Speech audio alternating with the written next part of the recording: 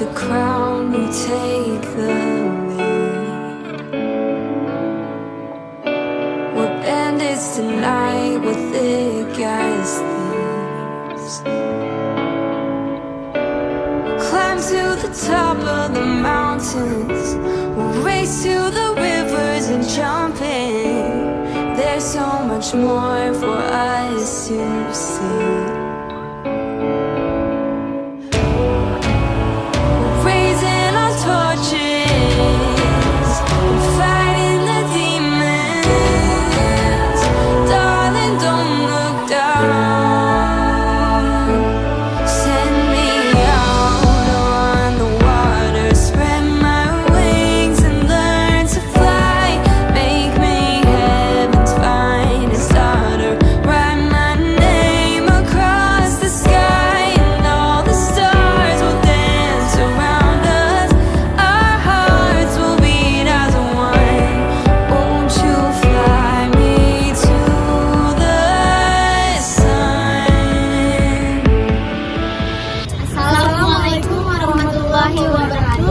Dari kelompok 3 pada mata kuliah pendidikan seni tari, dosen pemangku Pak Deni Wahyu Purnomo SPD MPD kelas BPGSD 2021. Jadi di sini kami akan melaksanakan observasi ataupun wawancara pada Sanggar Tari LPS Sumedang. Untuk kegiatan selanjutnya, siram. Sebelumnya Kak, kami mau memperkenalkan diri dulu. Kami dari mahasiswa UNED jurusan BPSD Sabot 2021. Di sini kami berniat untuk melakukan wawancara kepada kakak guna untuk memenuhi tugas mata kuliah pendidikan seni tari. Terutama kakak dan ataupun pengajar di Sanggar Tari ini, di Sanggar Tari Sumedang ini. Sebelumnya kami ingin memperkenalkan nama kami. Nama saya Selvi Amanda. Teman saya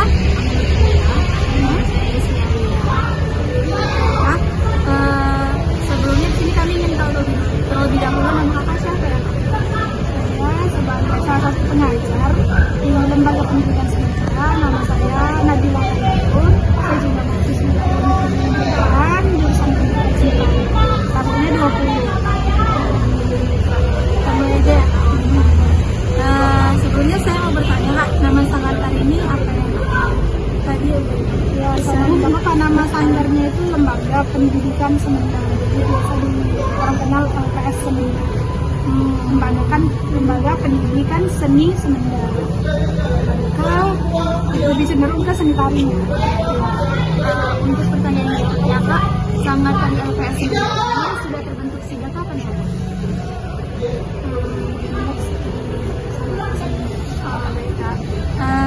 Apa alasan Sanggar Tari ini didirikan? Dan siapa yang mendirikan Sanggar Tari ini? Yang pertama kali yang mendirikan Sanggar Tari ini? Tentu saja pertama kali itu dosen mahasiswa sendiri, yaitu Bunda. Kami punya Bunda yang Bunda Dra di MPD. Tujuan mendirikannya ini kita mahasiswa UNED tidak semuanya masyarakat Melayu. Misalnya ada Toba, ada Dayu, ada Semalungun, dan tidak ada basicnya yang Melayu, ataupun basic yang sedikit agak lebih lembut. Misalnya Toba itu kan sanggarnya ataupun memang basic dia itu kenalnya kalau sebenarnya ataupun tidak ada lembutnya.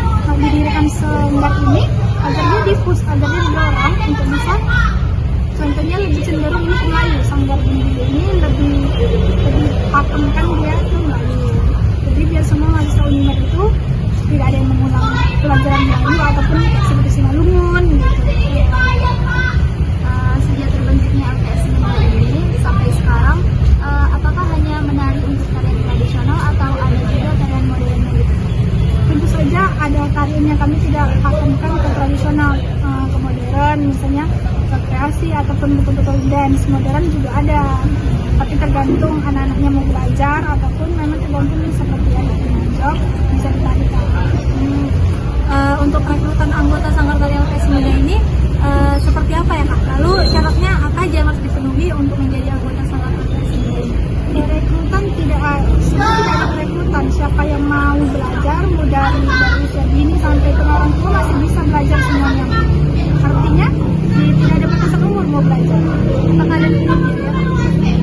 Kalau misalnya ada di biaya itu namanya untuk mengasih sama pengajar-pengajarnya uang sakunya. Ada di titik memang, tapi tidak membebankan sama sekali, seperti sama-sama berdua sakit. Selanjutnya, bagaimana sistem pembentukan grup nari?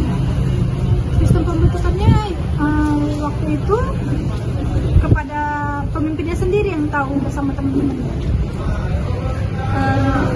Berapa jumlah pengajar di sementara ini yang sekarang ini ada 4 pengajar. Selanjutnya, bagaimana proses penyampaian makna tari kepada teman-teman?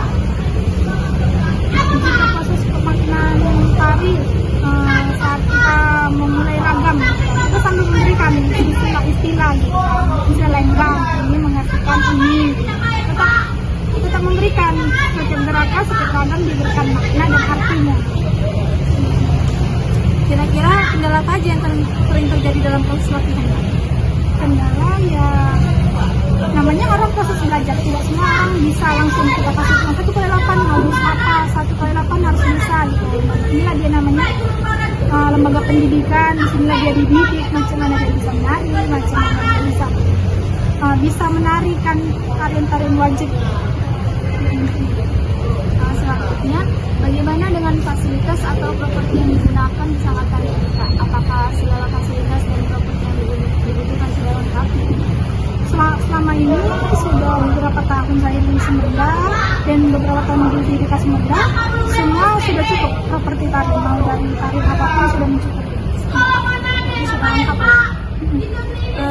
Sudah berapa sering alat Sumedang ini tampil dan gimana aja? Sudah sangat sering, terutama acara pemerintah juga yang baru-baru saja nari bersama yang dilihat langsung sama Bapak Sandiaga Uno, sama pemimpin-pemimpin, sama Bapak Rektor Universitas Negeri Medan juga pernah. Job-job dari pemerintah ataupun job-job dari pengantin-pengantin juga ada di hotel, di gedung, di aula maupun di mana juga sudah.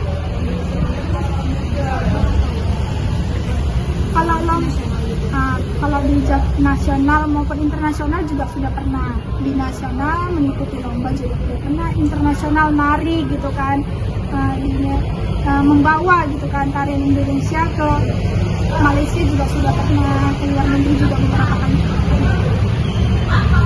Selanjutnya, kira-kira apa keuntungan dari belajar tari di sangat Tentu saja banyak, keuntungannya banyak sekali keuntungannya. Salah satunya kalau belajar Melayu tentu tahu semua apa-apa aja di Melayu ini, dari misalnya tariannya ragam geraknya, apa aja tarian Melayu itu 9 tari wajib, ada Mahina, Mahina Pulau Kampan, Tanjung Gantung dan lain sebagainya. Dan kita juga mana tahu kita mau mengikuti kompetisi jaga darah gitu kan, jadi kita kan harus tahu nih Melayu ini gimana. Nah jadi kita harus tahu dari tariannya, nama geraknya, nama tariannya sendiri, lagunya seperti apa, temponya seperti apa, tempo joget atau tempo lambat atau tempo gimana, jadi kita paham. Terus Kak, apa visi misi dari Sangat Tari? Visi misi dalam tariannya sendiri, apakah ada kemampuan dasar yang harus dimiliki? Kemampuan dasar tidak ada sih. Kita mau belajar dari tidak mengerti itu tari lalu juga bisa. Disitulah namanya pendidikan. Dia nggak punya basic. Ya, itu kan bisa. Apa kunci utama dalam menari ini? Kunci utama ya niat aja mau datang sanggar gitu ya. Ya aku mau nari, aku mau cantik nanti di makeup. Selanjutnya, bagaimana dengan unsur penting dalam tari klasik?